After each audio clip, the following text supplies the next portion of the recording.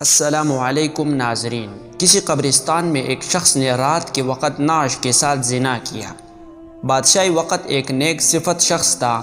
اس کے خواب میں ایک سفید پوش آدمی آیا اور اسے کہا کہ فلاں مقام پر فلاں شخص اس گناہ کا مرتکب ہوا، اور اسے حکم دیا کہ اس زانی کو فوراً بادشاہی دربار میں لا کر اسے مشیر خاص کے عہدے پر مقرر کیا جائے۔ بادشاہ نے وجہ جاننی چاہی تو فوراً خواب ٹوٹ گیا۔ وہ سوچ میں پڑ گیا۔ بہرحال سپاہی روانہ ہوئے اور جائے وقوع پر پہنچے، وہ شخص وہی موجود تھا۔ سپاہیوں کو دیکھ کر وہ بوکھلا گیا اور اسے یقین ہو گیا کہ اس کی موت کا وقت آن پہنچا ہے۔ اسے بادشاہ کے سامنے حاضر کیا گیا۔ بادشاہ نے اسے اس کا گناہ سنایا اور کہا، آج سے تم میرے مشیر خاص ہو۔ دوسری رات بادشاہ کو پھر خواب آیا تو بادشاہ نے فوراً اس سفید پوش سے اس کی وجہ پوچھی کہ ایک زانی کے ساتھ ایسا کیوں کرنے کا کہا آپ نے؟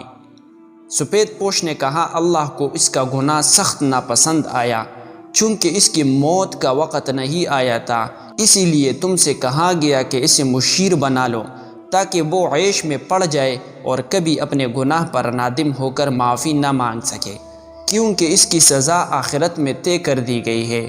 مرتے دم تک وہ عیش میں غرق رہے گا، اور بلکہ خوش بھی ہوگا کہ جس گناہ پر اسے سزا دی جانی چاہیے تھی اس گناہ پر اسے اعلیٰ عہدہ مل گیا۔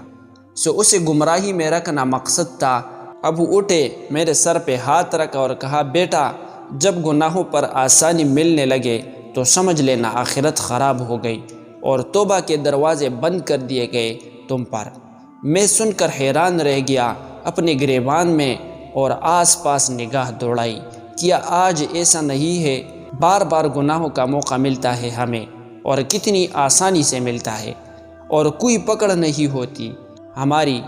ہم خوش ہیں، عیش میں ہے۔ سچ کا راستہ دشوار ہوتا ہے، اس میں بے شمار تکلیفیں ہوں گی، آزمائشیں، مصیبتیں سب ہوں گی، مگر گناہ کا راستہ ہمیشہ ہموار ہوگا۔ اللہ ہم سب کو ہدایت دے، آمین۔